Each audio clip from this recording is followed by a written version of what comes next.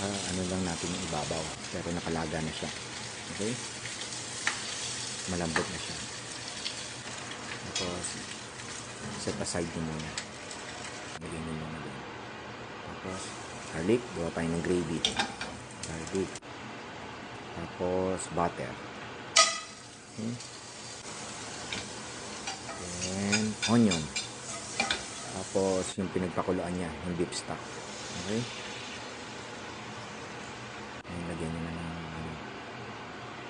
ito naman sa mashed potato, salt and pepper. Tapos, butter. Okay?